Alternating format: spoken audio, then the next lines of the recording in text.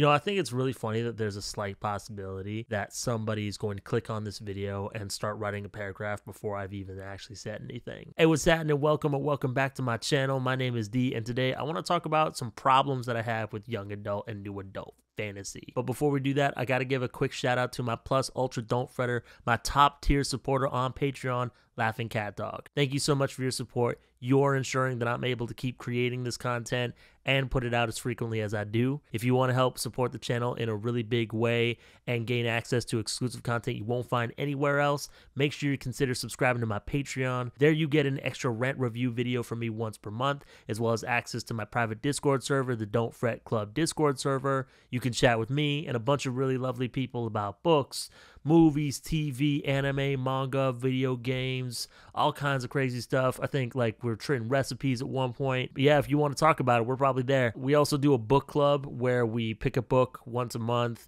read it, and then I do a live stream and we talk about it, and it's pretty fun. So if any of that sounds interesting or exciting to you, make sure you consider subscribing to my Patreon. And if that's not really your thing, you still want to support the channel, just make sure you like, comment, subscribe, hit the notification bell. That really helps the channel, and that way you'll never miss a video. Anyways, creating this content has led me to read a lot more fantasy than I ever thought that I would. Before I started this channel, I read a lot more like nonfiction and a lot of poetry because I'm a spoken word artist and poet. So after like 9 or 10 months of, I guess, being a booktuber, I've read a lot of fantasy. A lot of it has been young adult fantasy and some new adult fantasy, but I feel like that's been a little rarer, or it's hard to tell what is young adult and what's new adult, and I'll get into that later. And I've loved some of it, others like not so much. So as I've read more and more young adult fantasy, new adult fantasy, I've noticed some like trends or common issues that I've had with the genre. I just want to talk about that a little bit. This is not a whole video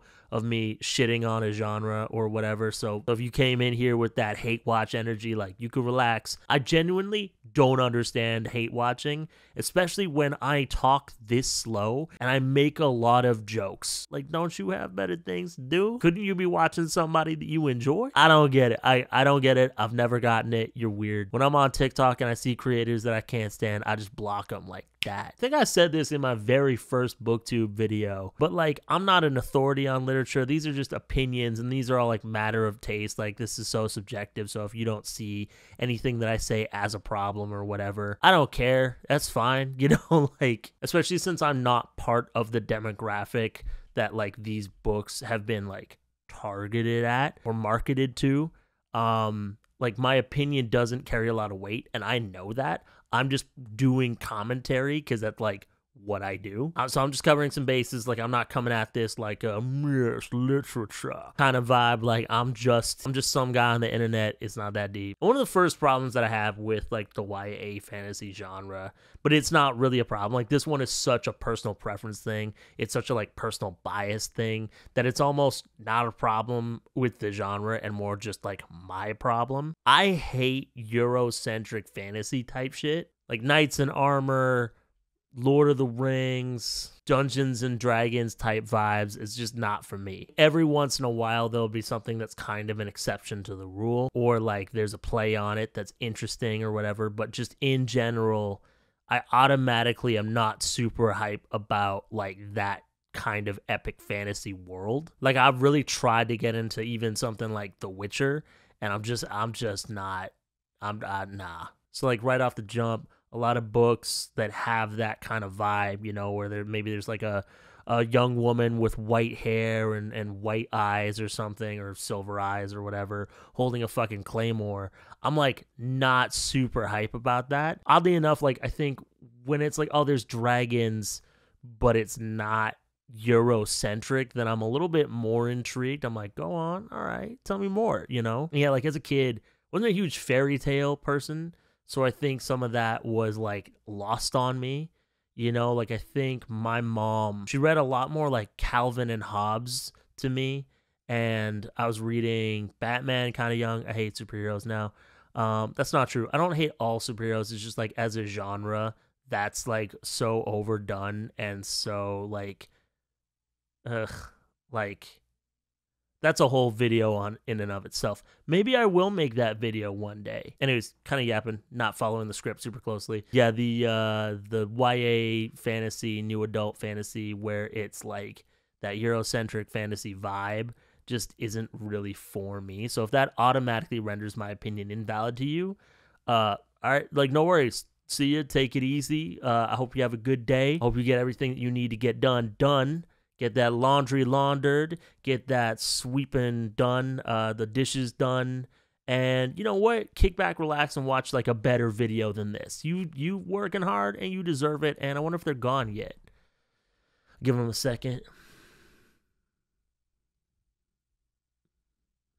So like an actual like problem or like a frustration that I have with young adult, new adult is that like I don't know how that's categorized. Like, I don't think the industry knows how that's categorized. Like, I looked it up and it said that it was 12 to 18. A lot of life happens in those 6 years, and life looks really different. People look really different within those 6 years. There are themes and emotions that get explored in like YA books, like I maybe Six of Crows. I don't know, I haven't read it, but I think it's pretty dark, pretty grim. I feel like that might be too heavy for like a 12 or 13-year-old, but it might be more fitting for like a 16 to 18-year-old. And at the same time, if you try to distill some of those emotions and themes down into something that can be like understood by somebody who's like 12, that might feel a little like condescending or a little too simplistic for an 18-year-old. You know what I'm saying? Obviously, there are exceptions to that where there are some books and other media that are meant for like 12 to 13-year-olds, but can be enjoyed by a much broader audience. Like, it's not a book, but like Avatar: The Last Airbender is kind of like that, in my opinion. Like, I know a lot of people who watched it in college and a couple of people who watched it in their 40s. And they're like, oh, this is like a world-class piece of art. And yes, I will find a way to mention it whenever. I wonder what a bingo card for a video on my channel would consist of. I feel like Avatar and or anime reference would be one of the squares for sure. What else would be on there? I feel like Filmy or Know What I'm Saying would show up on there. This is so off topic and probably not that funny. And on top of these like darker or heavier themes or whatever, there's also the challenge of like romance in these books, you know? Over on my TikTok, I think I posted a couple on here too, but I posted these sketches making fun of this guy who thinks that all Book Talk books are pornography. And I had a few book banning buffoons come into my comment sections and try to insist that there are like spicy scenes in middle grade and YA books. Just because there's romance and intimate scenes in books doesn't automatically make it spicy. Just because you can't handle the spice doesn't make it spicy. It's giving Professor Farnsworth from Futurama. Oh my, that steamed carrot was a bit spicy for me. I think depicting health, safe, consensual relationships in literature is a good thing, like especially for young people. I think we need more depictions of that in media in general. Like a lot of these people who want to be like, but what about the kids? Like they act like kids don't know what sex is. And better education, even if it's through fantasy, more advocating for like consent and setting boundaries and all that shit keeps young people safe. And it's weird that you're against that.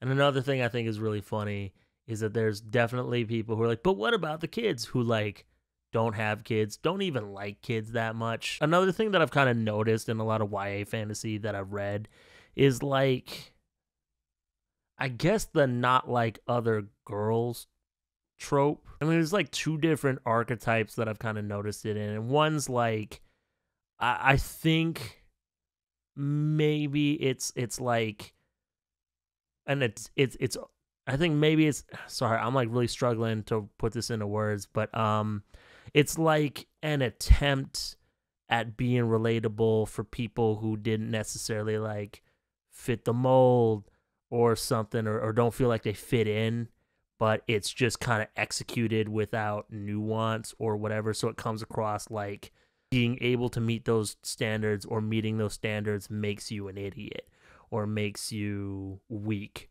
or something like that. And that I just think it's kind of weird because like it, instead of maybe talking about liberating yourself from that mold or from trying to reach those beauty standards and have this conversation, is just like, I don't. And anyone who does is a loser. Or like, I'm better than them or whatever. Or like, anyone who does is a bitch or something like that. I didn't even like saying that word there. And the other archetype that I see probably even more, and I see this way less in new adult and more in young adult, but it's like, again, it's like a vehement rejection of anything feminine. And so the MC is like callous and heartless and tough and badass. And it's really cool seeing like badass women, but I also think there's like very little emotion, and it's almost like toxic masculinity, but the main character is a woman, but she's just like her male counterparts. And it's just kind of weird. I don't know. I don't find either of those characters compelling to read. Again, I'm not the target demographic, so that doesn't necessarily matter. I don't know. I think that, again, if we're talking about this being for young people, I think there's something to be said about embracing who you are and also deconstructing oppressive systems and internalized stuff. Maybe. I don't know. And I've known a lot of like really strong women in my life who never sacrificed their femininity, who never like sacrificed their femininity, but were still like incredibly strong people, you know? Like, my biological mother had to make some really tough decisions in life, and she's one of the strongest people that I know. And like, me and one of my sisters, we don't like get along, but I still respect her for the decisions that she's had to go through. They like never shut off their emotions, and I just think that there should be more representation of characters like that. And I think that's like maybe an issue with like writing skill and just like an inability to depict nuance, or maybe it's internalized misogyny, or maybe it's just lack of nuance. I don't know. But like, I think of characters like Mulan or the main character from Blue-Eyed Samurai, although I didn't finish it, so I don't actually know how that character identifies. Like, I don't know if they're trans or non-binary or something. I don't know. I didn't finish the show. And before my patrons get at me for that, I haven't had the time because I'm making videos, okay? And in the same kind of realm of my issue with like YA fantasy or whatever is in like young adult, I guess, romance fantasy or like new adult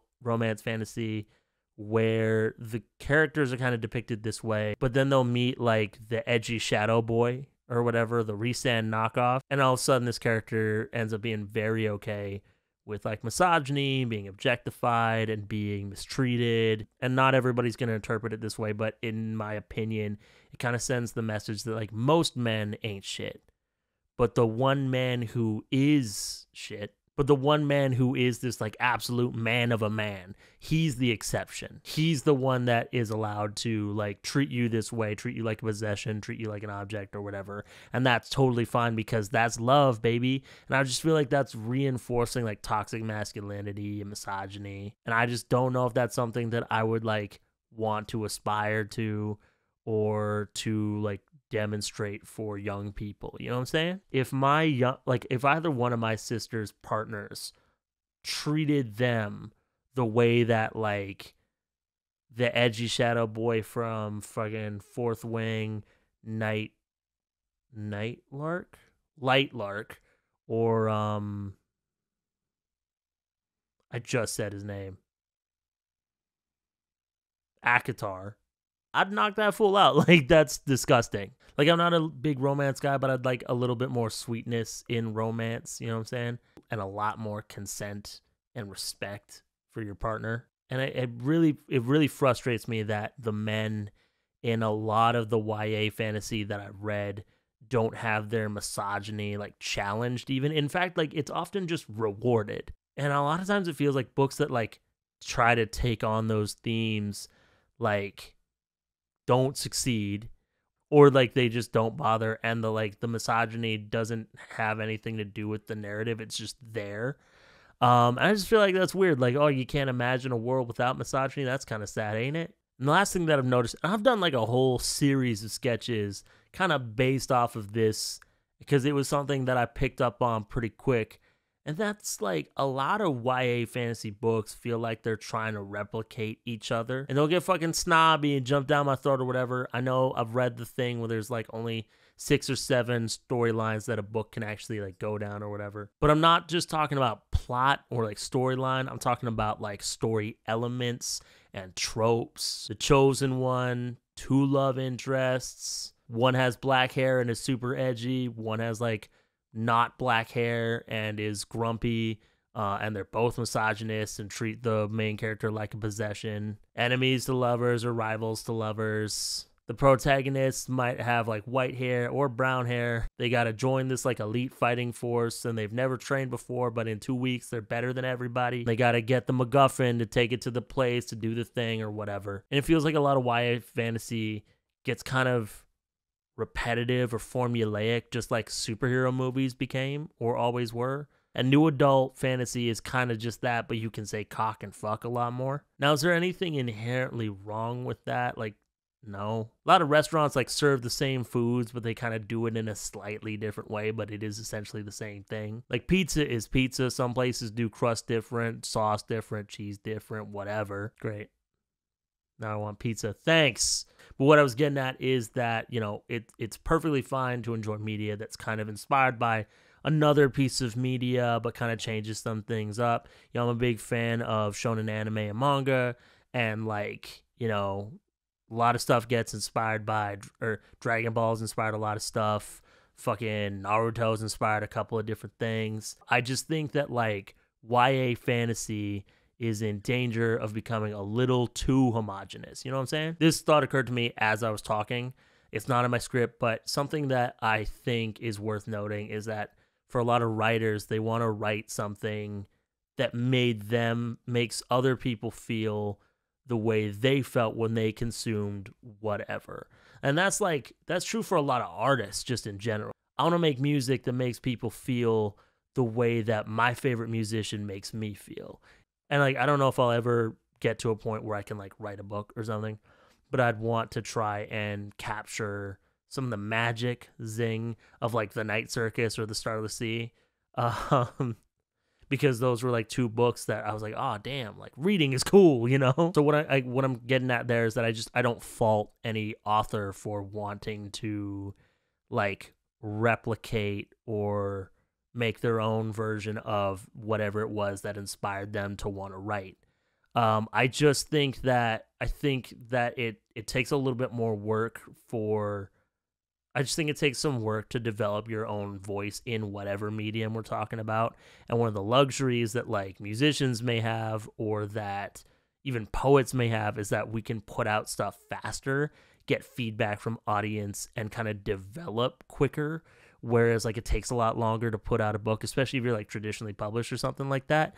And so it's harder to like hone your craft and find your voice within whatever it is that you do. And also like, because reviews are for readers, authors shouldn't be like combing through their Goodreads reviews to find out like what is really working for them. So it is an even slower process, because you gotta like talk to editors and beta readers and stuff like that. And I'm sure that's exhausting. So going back to my notes, yeah, there's a lot of like, so going back to my notes, I just noticed there's a lot of like archetypes and plot points that are very similar in a lot of the YA books that I've read. And I'm just not seeing a ton of diversity. And I'm not talking about like a lack of representation for any community that isn't cis, straight, white, able-bodied. But even in that, you know, like some books that are like, you know, it's representative of like a different group or something like that. If there is a book that's like got a black protagonist or an Asian protagonist or like a disabled protagonist or something, sometimes the book is still just that formula, but now the characters are black or something like that. And that's kind of boring and disappointing too. I would just love to see more diversity, not just in like the different communities represented, but also in like the types of stories that we tell. I used to be a youth worker full-time, and now I work part-time teaching like poetry workshops and creative writing classes in schools. So I've worked with a lot of young people, and I've met a lot of young people who are not white, cis, straight, able-bodied, neurotypical, whatever. And I think that those young people deserve to see themselves represented in media. For some of these kids, it is such a stretch to see themselves in these like epic fantasy stories where they get to be the hero or some shit. And I think that that's a real shame that they got to stretch so hard and contort who they are to feel like they fit into a story. I've been thinking about this quote by Lloyd Alexander. I wrote it down. Hold on a sec. Fantasy is hardly an escape from reality. It's a way of understanding it. And I could go off on how I think that it's a really like privileged take to be like, fantasy's my escape and I just read recreationally and stuff like that. Like it, and like there is definitely an enjoyable component to reading, but a lot of us don't get to just escape our problems. And I think that there's real damage in not showing kids realities where they belong. And I think everyone misses out on understanding realities from different points of view. Humanity is a beautiful tapestry, but if everything's just white, then we're missing out on the beauty. I'd also be down to see more stories that aren't just like the hero's journey, or maybe they win, but at what cost and that kind of thing, bittersweet endings. And like, honestly, it's been a long time since I've even read or seen like it was the friends we made along the way or something like that. And I know there are books breaking these molds. I just want to see more, and I want to see more highlighted and put into the spotlight, because I think that we can tell better stories and imagine better worlds, not just because I want like fresh entertainment, but also because fantasy is an expression. It's an expression of self. It's an expression of how we see the world or how we would like to see the world. And if you've made it this far in the video and like a book comes to mind or whatever, definitely like, you know, drop your recommendations in the comment section, because I'd be really interested. I just finished reading this book, and very coincidentally, it kind of does what I'm talking about here. It's called A River of Golden Bones by A.K. Mulford. It's book 1 of the Golden Court, and, you know, it does like the YA thing, for sure. It's very YA, but it's not very derivative. It's very creative in like the story. It's a cool blend of different like inspirations for starters. I don't want to give too much away because I'm dropping my review of this on Patreon, so that's probably up right now. Pretty different than anything that I'd read in a minute, and it's, you know, it has some of the same beats, but it's twisted it up just enough. I'd say this is probably for older teens, but I also think that like if you're an adult, it could speak to that like 17-year-old inside of you, especially if you're like a femme-presenting non-binary person. Not even femme-presenting, but just like a non-binary person or somebody who's like on that journey with their gender. Yeah, it's fun. Like, it's not perfect, but it's a lot of fun. I think it's trying to do something a little different, you know, keep things a little fresh, and I really appreciate that. Another book that comes to mind is To Shape a Dragon's Breath by Monique Blackgoose. It like does the Dragon Rider school thing in just such an incredible way. It's like inspired by indigenous mythology. I forget which nation, and I don't have a copy here, but that book's incredible too. I love that book so much. I'm so excited for the sequel. Whenever that comes out, I'm gonna be there. And yeah, thank you so much for watching this video, especially if you made it to the end. If you like this video, please give it a thumbs up. If you're new to my channel, please subscribe. Special shout out to my super duper don't fretters, Keisha, Cassie, Knightsmith, and Oliver. I really appreciate you all for helping to ensure that I'm able to create this content and put it out as frequently as I do. Again, if you're interested in some extra content and supporting the channel in a really big way, consider subscribing to my Patreon. If not, you know, thank you so much for watching this video. My name is D, and don't fret, I'll see you next time. Peace out.